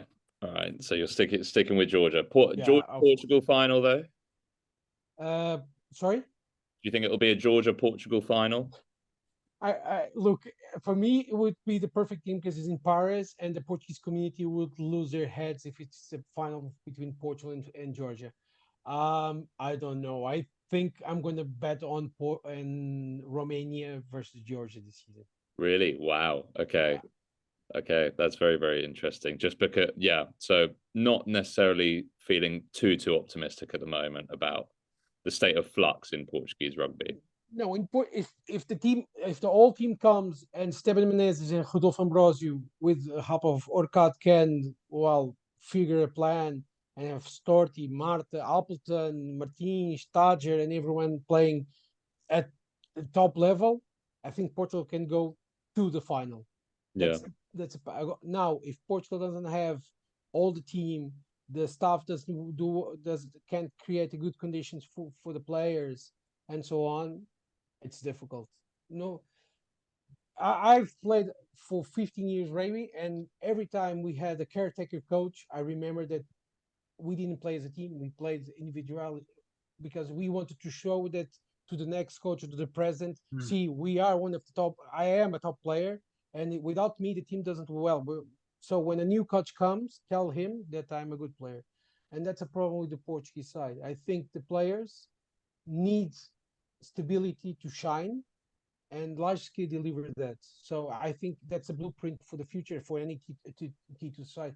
Look, Andy Robson was doing a good job with Romania. His stories, we'll never know until the day that Andy Robson shares what happened. But after he left, you could see that the Romanian team did this, cracked open. Andy Robson was essential for their work and how they played and so on. So without Lajski, my fear is that Portugal cracks down until a new head coach comes in and say, okay, let's rebuild on what Lajski and the staff did between in those 4 years, and after it, we'll see what happens. But at the moment, it's always Orcad is the new head coach. Oh no, he isn't. He's just a consultant, but he was already a consultant for Portugal and Spain. How can he be a two-time consultant doing two type of jobs? And Steven Menezes and the brothers are here, but are here to stay or here just to be just for 3 months, okay? And if you ask any professional player if they think this is serious, ask them. Ask a player like Joe Marler or Mari Toji if they think this is serious. Who made the decision about Lagisquet's appointment? Was it World Rugby or was it the Portuguese Union? So you want to hear a story? I can tell you the story now because Lagisquet made it public, so I could care less. You can do so. Okay. So 4 years ago, our president Carlos Amada Silva was looking for a coach, and he had some options, but he wanted a French coach because he knew that the perfect guy would be someone from France that knew the players, that could bring them in and show confidence, talk to them, because talking in English it's cool, but you lose something in translation. And with the French guys, and I know Samuel Martin, Mike Taja can speak Portuguese, and they do, but when you speak French quickly with them, it's better, especially when you're trying to bash them and saying stop with the shenanigans, please. And I knew that he was looking for it. At the same time, Lajski Ducarty, who was one of Lajski right man in Portugal, was having a dinner with a former Spanish union president, and they were talking, and he said, Portugal is looking for a head coach, and the Ducarty said, okay, Lajski might want to come back to the big leagues because he's done being in the Federal Six. Maybe he might want get a go on it.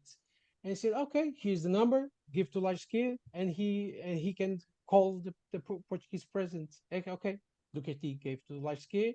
Lajski picked up the phone with no problem whatsoever and called Carlos Amada Silva and said, okay, my name is Patrice Lajski.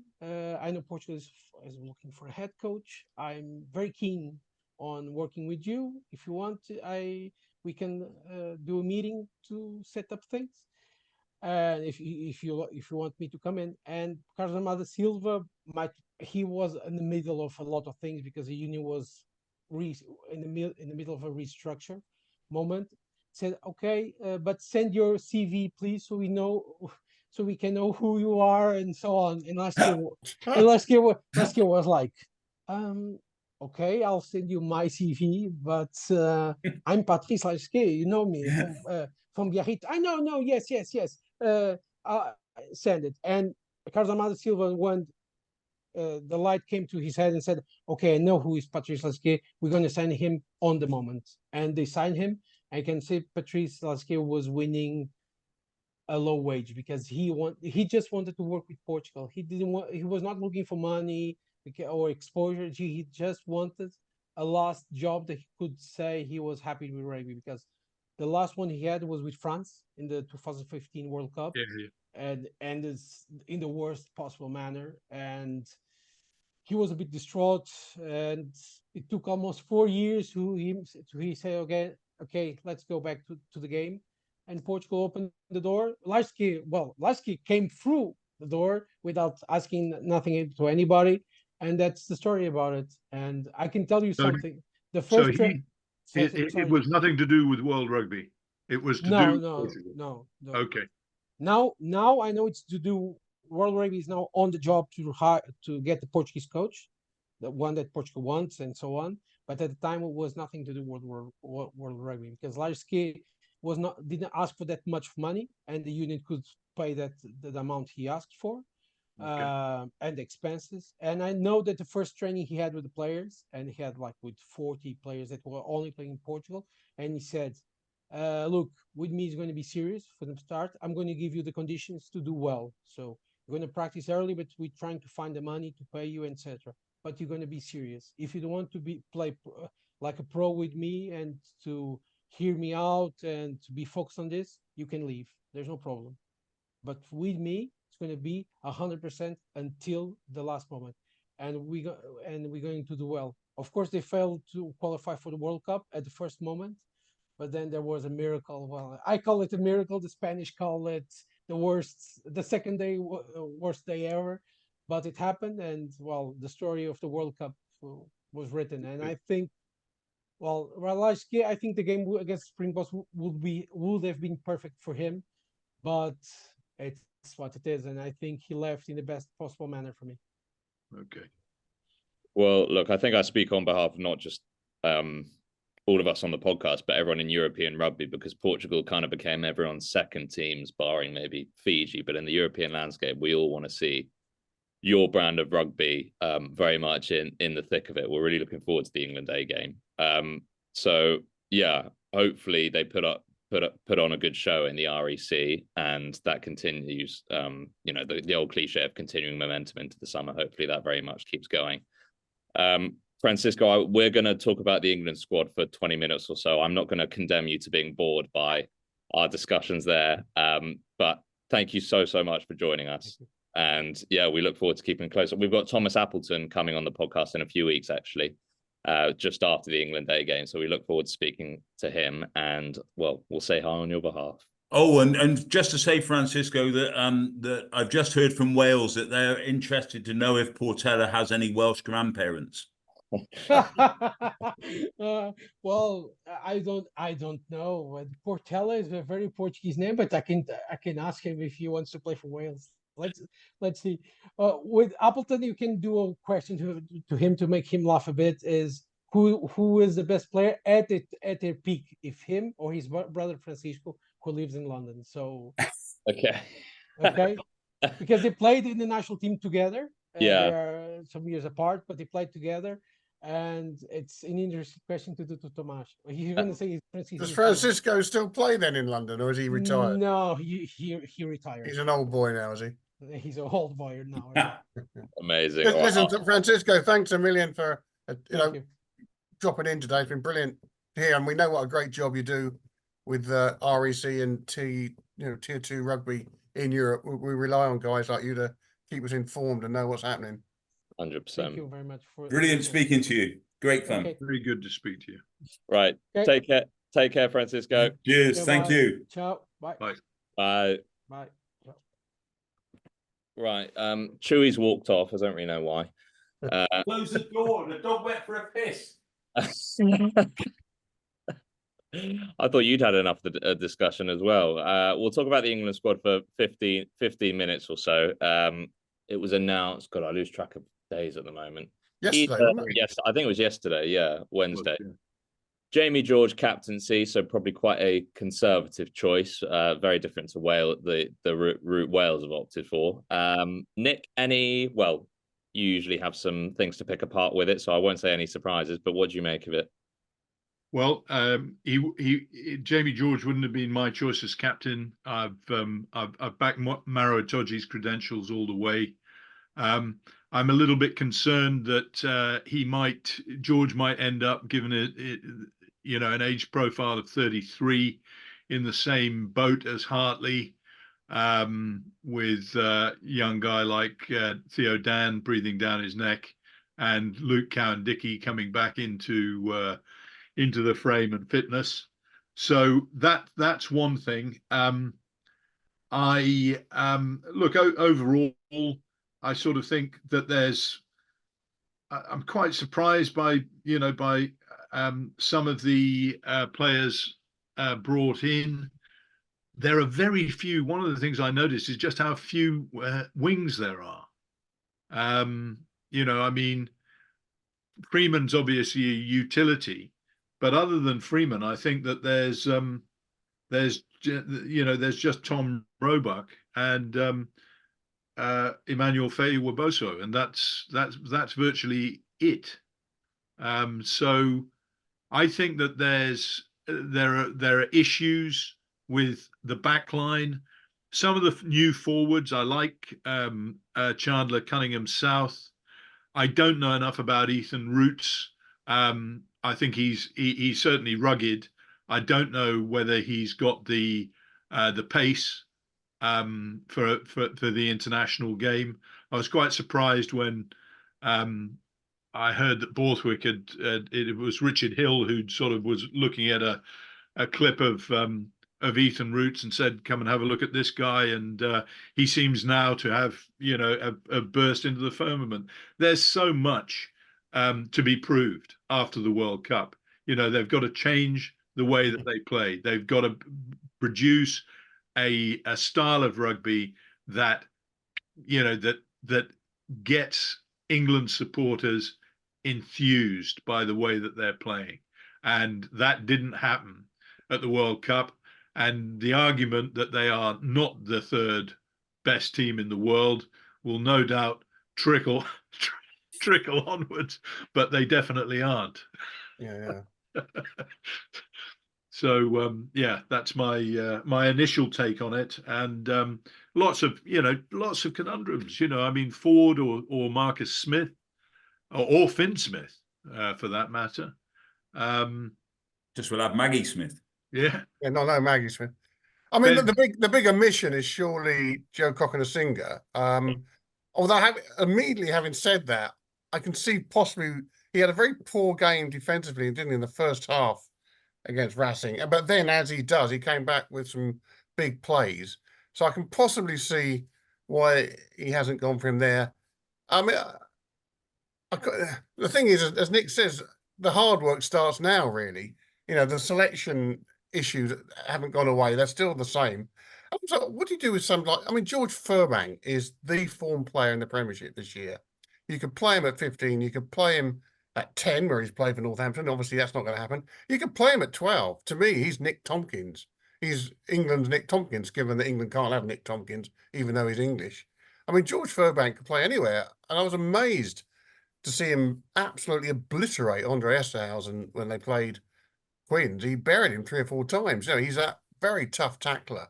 I think England are going to have to find room for him somewhere. Now, whether it's a straight shootout between him and Freddie Stewart at fullback, or something really radical, as you know, I think Freddie Stewart could be a 12. I think George Furbank could be a 12. But you've got Henry Slade in form. They absolutely mustn't pick Ollie Lawrence at 12. He has to play at 13. And the other player I'm delighted who is in, and I've only really picked up on him in the last couple of months, and every time I watch him now, he's the player of the match. And that's Alex Coles for Northampton. He is a young Courtney Lawes. He's got it all. He's got line out, he's got tackling, he's got strength, he gets around the park, he's got attitude. So again, that's going to complicate things for England. I don't think they really thought of him as a starter 2 or 3 months ago. I definitely think he's in the mix now as a starter somewhere. So I think it's a pretty sound selection, but the hard work starts now. Chewy, any names to add to that list about, names you're excited about or omissions? Cokanasiga was my big one. I'm disappointed not to see Mercer in there. I mean, I know he had a public shrugging off from Alex Dombrandt in the big game, but I can't believe that any intelligent coaches base decisions around one incident. He also made about 4,000 carries in that game for Gloucester. So I mean, something's gone on there for sure. I mean, I'm not saying there's like a personal falling out between him and Borthwick, but they clearly don't see eye to eye, or Borthwick doesn't see Mercer's style as something which is going to add value to his England selection. Besides that, I completely agree with Brendan. I think Alex Coles has had a sensational few weeks, as of Northampton. And Quins are playing some terrific rugby, and there are a lot of players from both clubs, from those two clubs in the shake-up, which is good. From that point of view, it's an intelligently selected, evidence-based,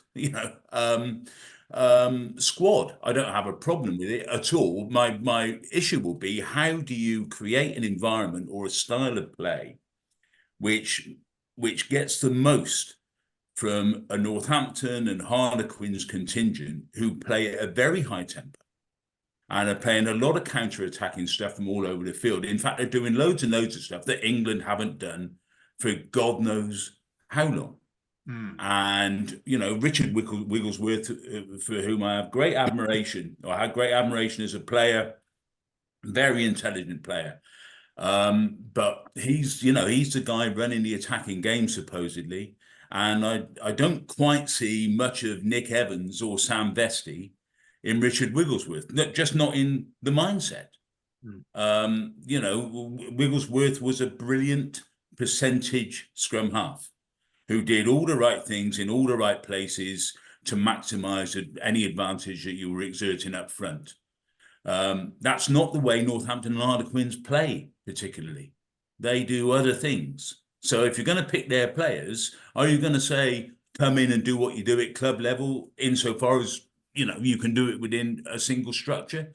Or are you going to have to shift focus and do some other things that we want you to do because we want you to play this style of rugby? So as ever, you know, they might have the right players, but whether they're playing the right game for them, I don't know. Just on Jamie George, I slightly disagree with Nick. I can see his point, but I think Jamie George is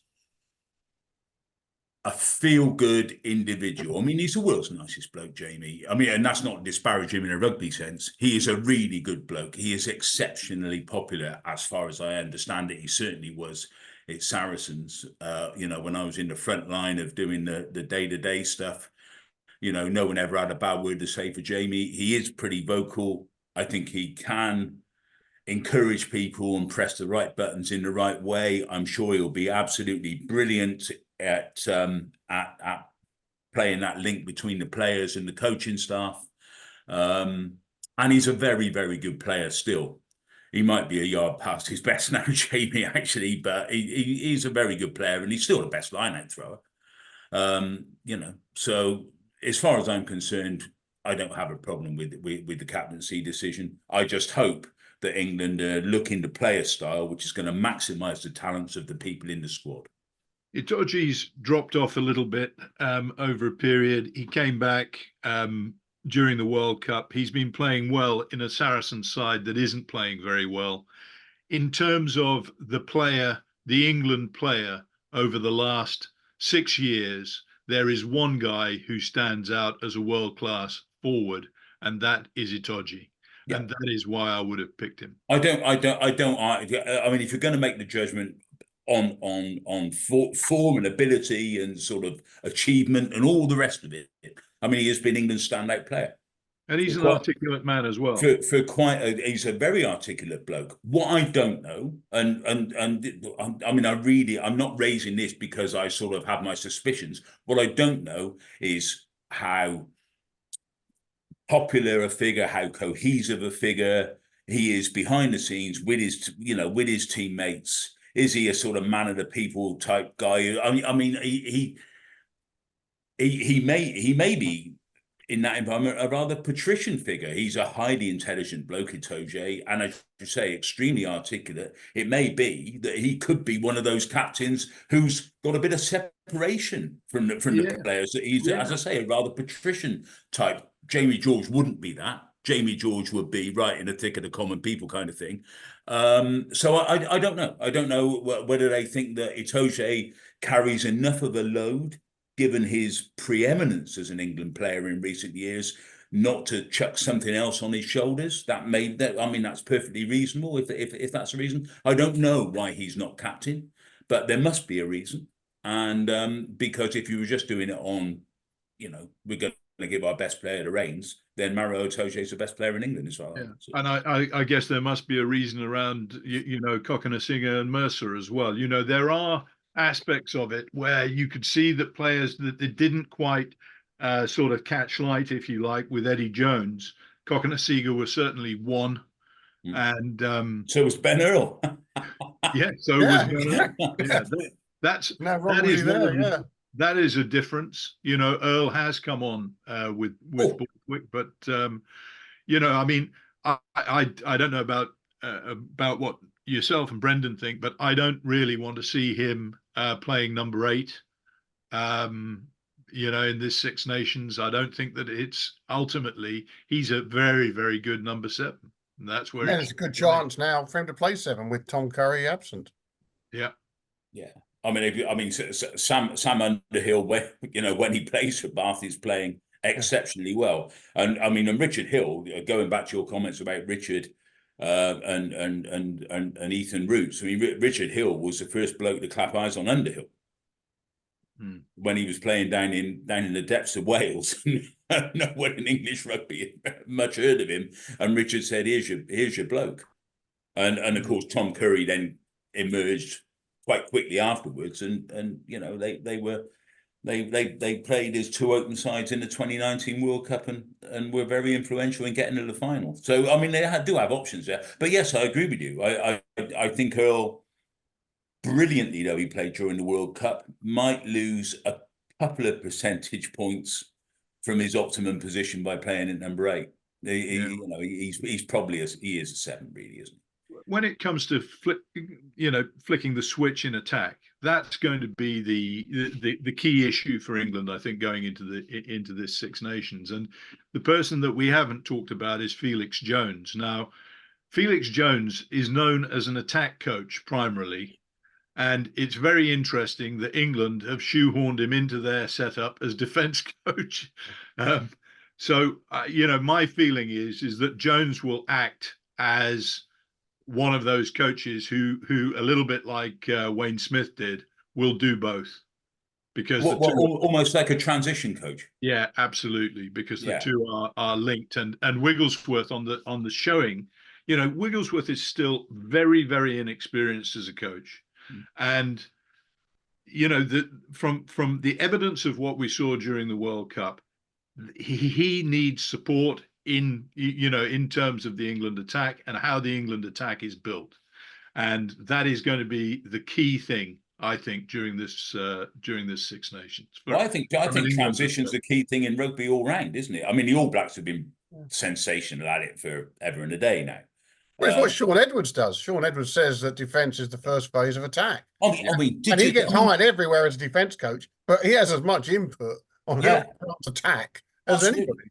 And if you look at the way the French sides played last week, I mean, Toulouse, Bordeaux, and La Rochelle in a slightly different way, but their transition, their attack from transition situations was absolutely sensational.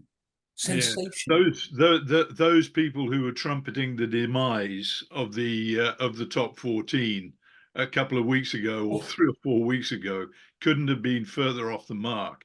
When you look at what Bordeaux produced with a team who a lot of them, I mean, outside Jalibert and Penaud, I'm not sure that the rest are household names. They were phenomenal against Saracens, who were extraordinarily poor, and Owen Farrell appeared to have the weight of the world on his shoulders, despite having apparently sloughed it off by retiring from the international game for a bit.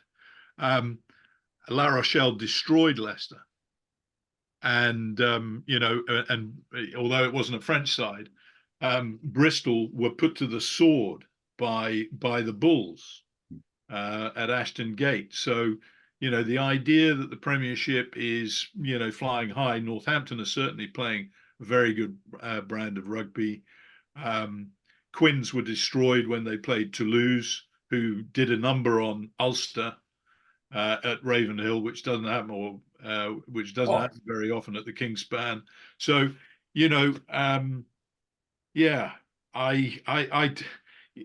it sort of tells you in a way where we are with England as a team as well. They're very definitely in a transition, and it is going to be fascinating to see how Borthwick negotiates it. I mean, going back to that England style, and is it in any way sort of contradictory in terms of some of the players they're asking to play it? It does seem to me that Alex Smith, I know international rugby is meant to be a big step up from club rugby or Premiership rugby or Champions Cup rugby, but take somebody like Alex Mitchell. He doesn't play for England quite with the fizz and the imagination and the sort of risk taking, almost a sort of joie de vivre almost that he shows with Northampton. And he's not kicking the skin off the ball. Well, you've just ended one of my more rambling sentences, and been very succinct. Thank you, Nick. You brought everything to a logical conclusion. But you know what I'm saying. He does seem to be just slightly straitjacketed by the England environment. Going back to the captaincy debate, obviously with Jeff Probyn a couple of weeks ago, we were talking about Ellis Genge or having a front row as captain. And obviously one of the issues that was cited was, okay, front rowers don't play a full 80 minutes anymore. It leaves you with a sort of pseudo captain for 20 of those. One, does this mean that Jamie George, like he did in the quarterfinal, semi-final, plays whole games, if not most of the game, leaving someone like Theo Dan in the wings without getting much game time? Or, apart from Itoje, there's not really an obvious candidate. Ford's not a guaranteed starter with Smith to be captain and take over the reins once George goes off at 55, 60 minutes. That's a really good point, actually. I mean, Jamie George is one of those guys who can easily play 80. I don't think he has fitness issues at all. He just chugs along for 80 minutes. But the ridiculous thing is, Theo Dan is a brilliant guy to bring off the bench. If you want the best 80-minute performance by your number 2 player, there's a strong argument to have Jamie George off after about 55 an hour and bring Theo Dan on, because he really is an impact player. And I hate using that expression, but he is a proper impact player off the bench. So again, that's what England have got to work out there. Well, of course, Ford. Of course, they may use Ford is the other captain, thinking he's going to play the last quarter of an hour or so of a big proportion of games. I mean, I wouldn't be surprised if George Ford came off the bench as captain in some of those Six Nations matches. And one of the issues around Ellis Genge is obviously, Sinclair has been dropped from this squad. Genge is still there, but Genge's scrummaging credentials, were not in the test, at test level when it came to the last knockings of the World Cup, or actually, I'd argue during the course of the World Cup. England have still got issues at the scrum. When you see Joe Hayes and Will Stewart as the backup at tight head to the 30, how old's Dan Cole now? 72. 37. You realize that there are still issues there. And at Loosehead, obviously the number of injuries they've got, I'm thankful that Beno Urbano has come through pretty strongly this season. And hopefully if Joe Marler is not there to pick up where he left off at the Stade de France in the semi-final, then Urbano will get his chance. But England really need to address their scrum issues, because it's very clear from the last round of the European Cup and the way that the Saracens and Leicester were dusted, that if they cannot get good ball from the scrummage, and if they do not provide a stable base, everything else that they're trying to do is on skates.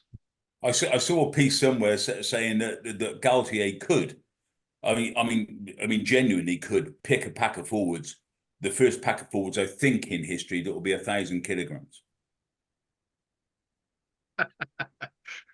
It depends. I think the whole thing is contingent on them dropping Woki, which I think is unlikely, because he's bringing in Willemse. He's some player, and picking Meafu and Taufifenua in the second round. If they do that, and old Uini is still at tight head, that pack of French forwards will be 1,000 kilograms plus. Yeah, that's ridiculous. That's quite a lot. And then you can pick Pasolo Tuolangi at 6 in a couple of years as well. What, Pasolo?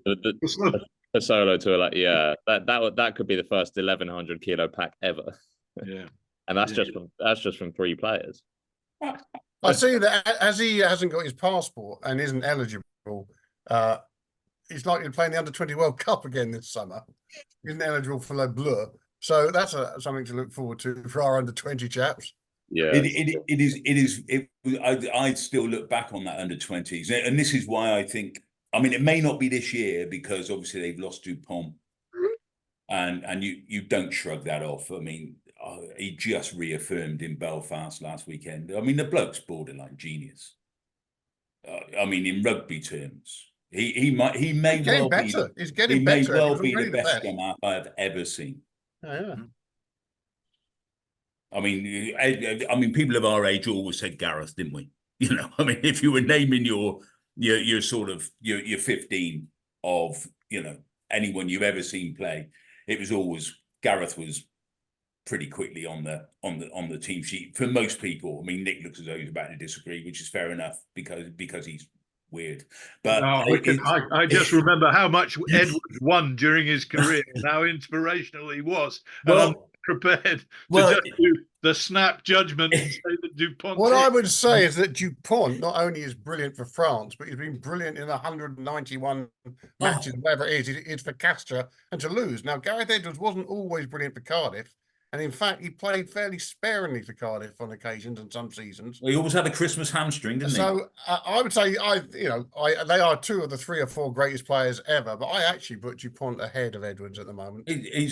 Anyway, what I was going to say about the French is that under 20 1974 Lions. God knows how many Welsh Grand Slams. I'm sorry, I'm not there. Let's save this for another program. That French under 20 side going forward, they are. I mean, that whole back row that they had, the halfbacks they had, old Arno Cost kid in midfield and what have you. I mean, that was an extraordinary team, you know. Extraordinary team, and a lot of those are being fed into top 14 rugby now. Gazzotti's playing. Baptiste Journeau's playing for Clermont and whatever. It's not going to be long before that new generation is, you know, sort of in the wider French test squad. And they've got a tremendous. I think it was Le Garrec, one of them, or not? Yeah. Oh, well, no, he wasn't in the last one, but he's a good player. Yeah. He is a very good player. I mean, we know the French generally have scrum halves, don't they? I mean, by and large. And they're going to have a whole fistful of them going forward because he's very good. I'm looking forward to seeing him play in the Six Nations. I think he's a good player. They've just brought in another one as well, Deporter. Him I don't know. Centre. Bordeaux centre. Yeah, he's a good player, and he's obviously been tearing up in that Bordeaux backline. So, well, obviously we've got Jerry Guscott for the traditional Six Nations preview. We'll be talking about France then and how they're. And it's perfectly possible on last week's evidence that Jalabert is going to make Ntamak an irrelevance. Well, that's quite scary. Can we find Ntamak an English passport? He wants to go and play Super Rugby, doesn't he? I think I was reading. I mean, I've always thought Jalabert was a better all-round player than Ntamak. Ntamak was brilliant in bits.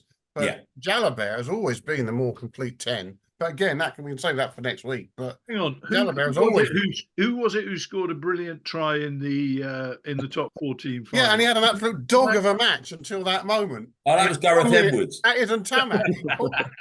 One genius moment, but he nearly lost the match as well. Yeah, I think it's always been Jalabert defensively has been the question mark. Or that's my take on it from the outside. But no, let's sort of save how each nation. Well, this is the English disease, Ollie, isn't it? You've fallen for it. Your default position is how well does he tackle? Yeah. Ask Evan Etzebeth how well he tackles. Yeah. They're lucky to have them both, aren't they? Oh, no, seriously. They really, really are. No, the form of all the top 14 sides is a very, very scary prospect. And I think, well, I'm sort of nailing my colours to them. Not by on, mate. Not by on. Right. Well, we'll ignore them. Look, I think the only other thing to mention is David Jenkins I think he's the youngest Welsh captain ever, I think is the stat. I think so, yeah. But that's just worth a fleeting mention after all the sort of the Rees-Zammit stuff has overshadowed it. Well, Gatland's got a track record on this, you know. I mean, he picked Warburton out of nowhere. Yeah, well, exactly. Yeah. I mean, you could say that Jeff Cook pick Carney almost out of nowhere as skipper. But I mean, a couple of times during that first long spell in Wales, Gatland picked, he put his faith in some very unfamiliar players, some young players, and he sort of gave them a shot. Whether it works for him again this time, who knows? But he's not the worst at seeing captaincy material. As Rob Baxter knows his onions, and he's been singing Jenkins' Yeah. praise for about 3 years now, and he made him captain this year. I think he's the real deal, and he's a hardcore proper second row. He's Alan Wynne-Jones. He's going to win 150 caps and all that stuff. He's a dog of a player. There's no question about that. He's got he's got a lot of grit and a big ticker, and he's going to need it with that squad, isn't he? He's athletic. Yeah, he will need it. He will need it. Yeah. I mean, it does look paper thin. I mean, look, it's we're not. I mean, I'm not on the inside track here. I don't go to training. I don't see what the coaches are seeing from some of these relatively unfamiliar players. And we all know what a state the Welsh domestic game is in. But on the face of it, that looks a very thin squad. I think we let Faye Warboso slide as well, in that, from what I've heard, Gatland didn't even speak to him before the decision was made. And obviously he wasn't to know that Rees-Zammit would jump ship, but it would seem like if he had managed to persuade him to play for Wales, they had the perfect replacement locked and loaded. Yeah. Well, the way I heard it is Rees-Zammit tried to get through several times, but Gatland was dictating his Telegraph column. Go back to the World Cup. Wales really didn't look any worse than England. No. In but fact, since in then, some respects, they look better. Since then, they've lost a couple, man. I mean, and Jack Morgan's a big miss for them now. Yeah, I agree with that. Yeah. And he was obviously a Warren Gatland pick as captain as well. So, yeah, I mean, just going back to the captaincy front, Chris, you're right. Warren Gatland does have a track record. Yeah. We're unearthing Maro Itoje like captains, and what we've said should have been done with Itoje from the start, from an early age. So that could be a very, very good pick. But you're right, Wales are looking slightly scant. Let's save the Six Nations preview for a couple of weeks' time with Jerry Guscott. We've sort of slightly turned over the leaf there, but we will do so in more detail in the lead up to that first fixture. But yeah, as Brendan said, the hard work starts now. Thanks so much for joining me again, guys. I'll see you all in a couple of weeks. And from a couple of weeks onwards, just for listeners, we'll be going back to weekly episodes. So we've got a jam-packed schedule, every single guest already lined up for a very exciting Six Nations period. So we look forward to seeing you all then. After a dramatic Rugby World Cup, all eyes are now on the Guinness Six Nations. Make it a special day with friends, family, teammates, colleagues, or clients by booking an exceptional official hospitality experience with our friends at Keith Prowse, Principal Sales Partner to England Rugby Hospitality. Their match day experience in the gate really has to be seen to be believed, so book your experience now and make memories that will last a lifetime. Visit keithprowse.co.uk/the Rugby Paper now. Thanks for listening to this week's edition of the Rugby Paper podcast, and don't forget to subscribe on whichever podcast platform you use and recommend the show to your friends. The Rugby Paper is available to buy every Sunday, and to make sure you don't miss it, subscribe through our print, digital and online options at therugbypaper.co.uk/subscriptions. That's therugbypaper.co.uk/subscriptions to get all our content for as little as 14p per day.